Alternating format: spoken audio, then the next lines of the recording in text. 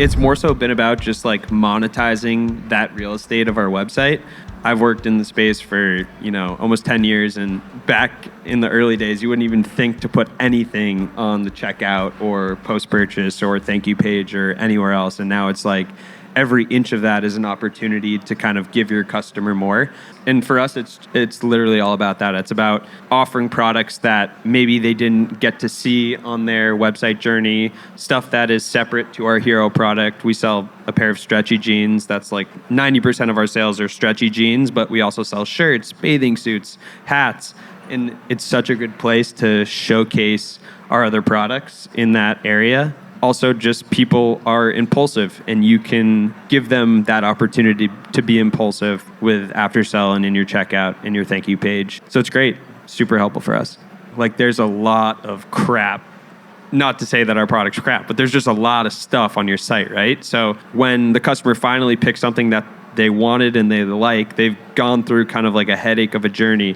And then to just have like a couple nice curated options for them is kind of like refreshing and relaxing, because you do get decision paralysis like when you're shopping on an e-commerce store, and then to go through that journey and just to be like, hey, here's like 3 or 4 of our favorite things, or things we think you'd like, or like you said, like limited edition. It's like, oh, cool, like I'll add that too.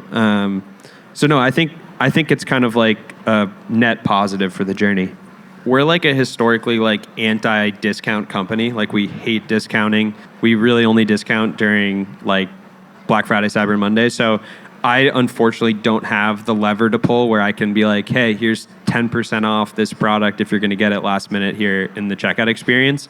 But for us, it's a really, really good opportunity to showcase more of our products, being like a historically kind of like one-trick pony of selling like one hero product. We're able to be like, hey, we also sell shirts, we also sell shorts, bathing suits, hats, belts, and it also helps us kind of like sell those lower price point items when you're buying a pair of $120 jeans. So yeah, for us, it's just like, how can we sort of like, the goal's always been, how can we kind of like fill our customer's closet with all things Mugsy? And we really didn't have a way to do that, because like from a customer acquisition perspective, like it didn't make sense. It still doesn't make sense for us to like run ads to our belts. Like, it just, the cost of acquiring the customer is too high. But if we can put the belts in the post-purchase checkout experience, it's an AOV lift, it's an accessory that goes along with your pants, it's giving them more of the brand. And so, yeah, it's just been a way for customers to get more items from us without having to like see a paid ad for it.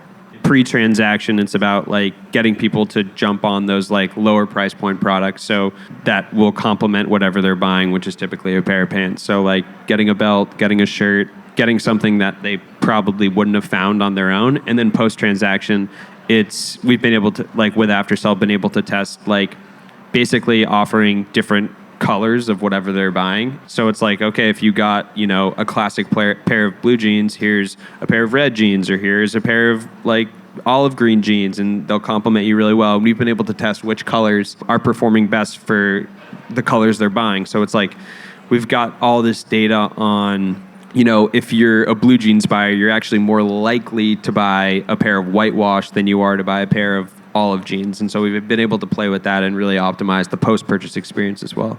The opportunity to kind of monetize this checkout experience like is such a new thing. So kind of like every time you hear about something, you kind of get like the ick about it. And that was the same thing with like the post-purchase like upsells of Rock Thanks, because it's like, oh, we're really going to like, everyone thinks like spam our customer with ads. But at the end of the day, you're not doing that. Your customer's already purchased. The ad that's going to pop up is going to be like applicable to them. It's an opportunity. They're already in buy mode, so they're shopping, they're looking for things. So you're actually, there's an argument to be made, and I think it's true, that you're giving them, more stuff to look at, more stuff they like, another experience to work through. So for us, it's been great. At the end of the day, like, you either can monetize that space or you can't, and it's up to you. But for us, it's right. It's an extra, few thousands of dollars a month that just directly hit the bottom line, which has been huge for us. As like a marketer and someone who manages a marketing P&L, it's like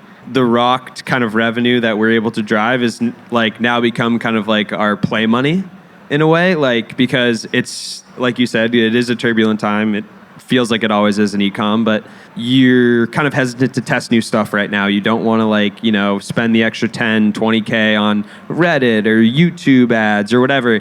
And now it's like, well, let's just use our Rocked revenue to continue testing new channels that we think we could unlock something. So that's kind of how we're like theorizing it and utilizing it, where it's like, okay, what we generate from Rocked is now, it's our play money for testing new channels and trying new things. So we don't stop doing that because in this space, you have to be testing new stuff. Otherwise, you might miss out.